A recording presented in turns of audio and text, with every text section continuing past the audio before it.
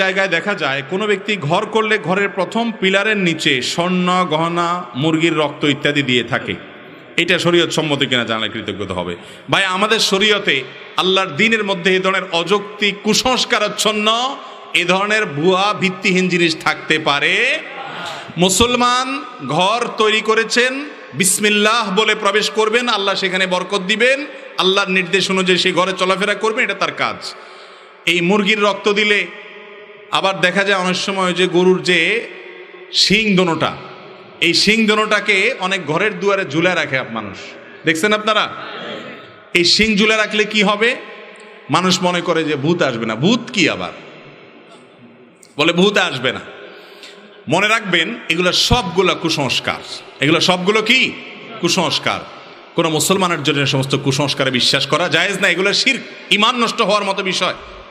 এগুলো শিরক। মুসলমানের কল্যাণ অকল্যাণের একমাত্র ক্ষমতা কার হাতে?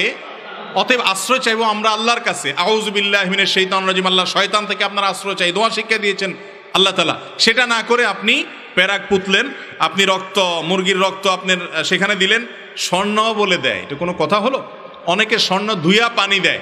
এগুলা সবগুলা ভিত্তিহীন। এগুলা করলে বরং গুনাহ হবে, কারণ এগুলো এক ধরনের শিরক। এগুলোতে কোনো শক্তি আছে এটা মনে করা হয়। মুসলমান সে শিরকপূর্ণ বিশ্বাস করতে পারে না।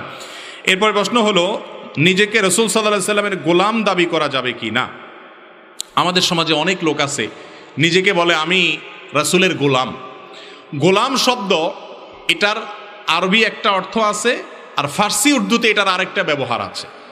সাধারণত আরবিতে গোলাম বলা হয় বালককে, বাচ্চাকে, শিশুকে বলা হয় গোলাম।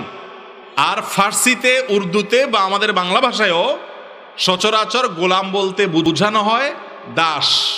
গোলাম বলতে বোঝানো হয় কি? তো আমরা তো আমাদের প্রিয় নবী সাল্লাল্লাহু আলাইহি সাল্লামের বালক, শিশু বা তার বাচ্চাও না, আর তার সে অর্থে দাস বলতে যেটা বোঝানো হয় তার দাসও। আমরা কার দাস?